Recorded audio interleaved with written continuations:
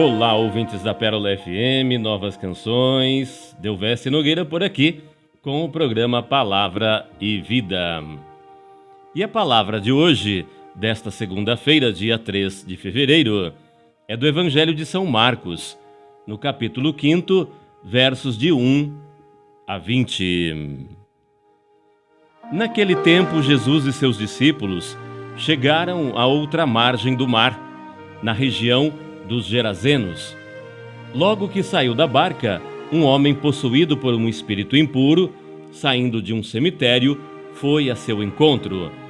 Esse homem morava no meio dos túmulos e ninguém conseguia amarrá-lo, nem mesmo com correntes.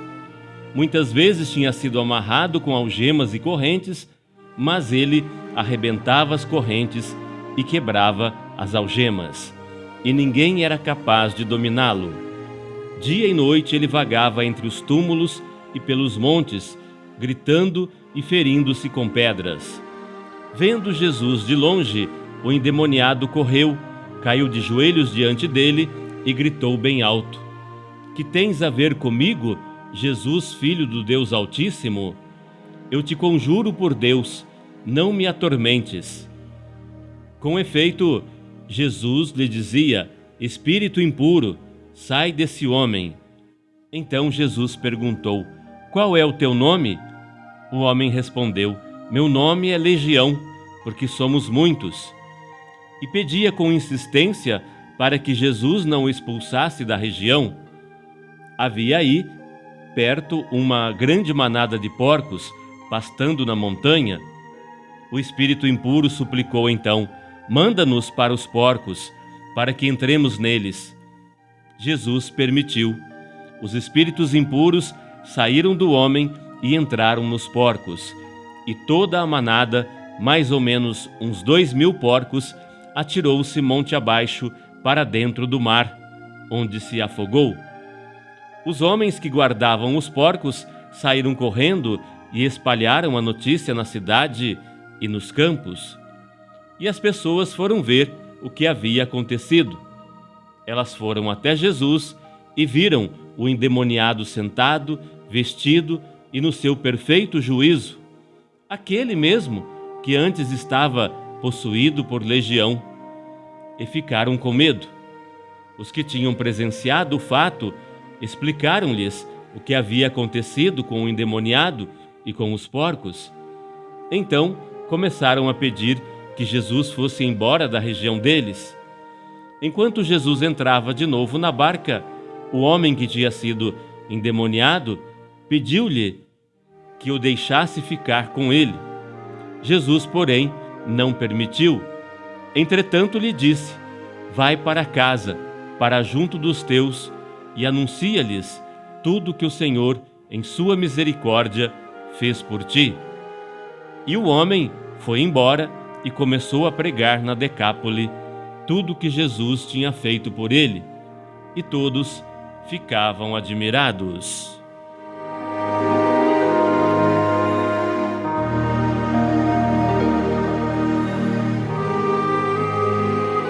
Palavra de hoje: Jesus liberta um homem em território pagão, sob o domínio do Império Romano. A identificação do demônio que o possuía, pelo nome de Legião, aponta para as legiões romanas que ocupavam esta região. Os porcos que se arremetem ao mar e perecem assemelham-se ao exército do Faraó no Mar Vermelho, no Êxodo. E o homem, libertado por Jesus, sai a anunciar a sua misericórdia, tornando-se assim um missionário pagão entre os pagãos. Aquele episódio, entre tantos registrados na Bíblia, nos mostra a existência dos demônios, que são espíritos maus, anjos caídos, que estão na terra com o propósito de prejudicar a humanidade e afrontar Deus. Além de influenciar e oprimir os homens, os espíritos malignos chegam a possuir a mente e o corpo de muitas pessoas. Aquele homem tinha muitos demônios que se identificaram com o nome de legião. Assim, era chamada uma divisão do exército romano, composta por 6.000 soldados. Então, percebe-se que a denominação de uma entidade maligna pode ser ocasional, utilizando uma palavra significativa num dado contexto. Mas muitos negam a existência de demônios e atribuem aos problemas mentais quaisquer manifestações desse tipo. Fato é que inúmeras pessoas têm sido libertas pelo nome de Jesus, e se esse nome tem o poder que a Bíblia lhe atribui, então também é verídica a possessão demoníaca, que a mesma Bíblia afirma. Então, aquele homem vivia nos sepulcros, que eram cavernas. Ali não era lugar para pessoas vivas, mas o diabo o levou para lá. Nisso, nós percebemos o seu propósito de roubar, matar e destruir, como nos diz São João a respeito do diabo. A vida daquele homem estava perdida. Ele estava separado da família, dos amigos e da sociedade. Era um morto-vivo, morando no cemitério, sem esperança e sem perspectiva. Assim como Deus tem um plano para o ser humano, Satanás também tem.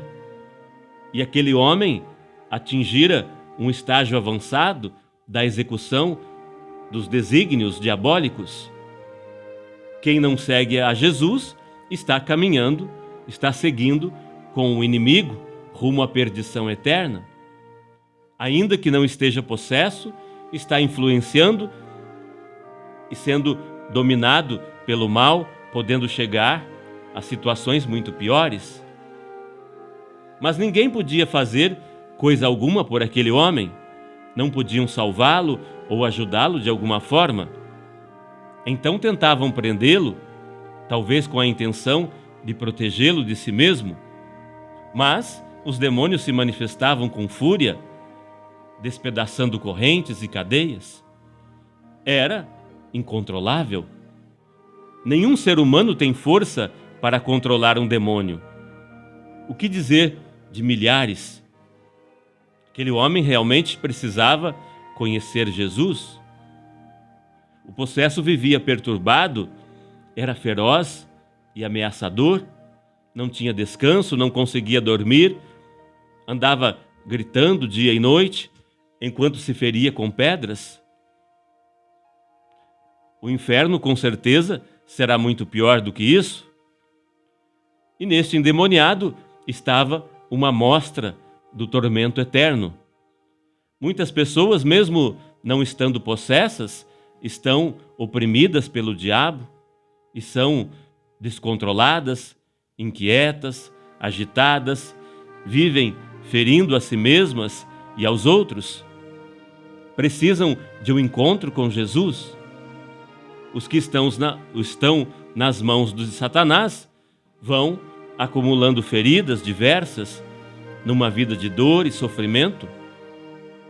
Mas Cristo é o único que pode lhes trazer libertação e salvação. Então, o demônio reconheceu Jesus imediatamente e se prostrou diante dele, como fazia quando era um anjo de Deus. Naquele momento, o espírito mau deu o seu testemunho de que Jesus é o Filho de Deus. Algo tão difícil para as pessoas acreditarem e reconhecerem era fato natural para aquela entidade maligna, porque a sua essência é divina e que está sofrendo as consequências da rebelião. Imediatamente Jesus expulsou a legião daquele homem, e quando o gadareno encontra o nazareno, tudo muda. Jesus faz o que ninguém mais pode fazer. O endemoniado não podia libertar a si mesmo da escravidão espiritual. Os outros também não podiam libertá-lo, mas sim o Filho de Deus. Ele sim veio trazer liberdade aos cativos, desfazendo as obras do diabo. Então, Jesus atendeu ao pedido daqueles espíritos, permitindo que eles entrassem nos porcos.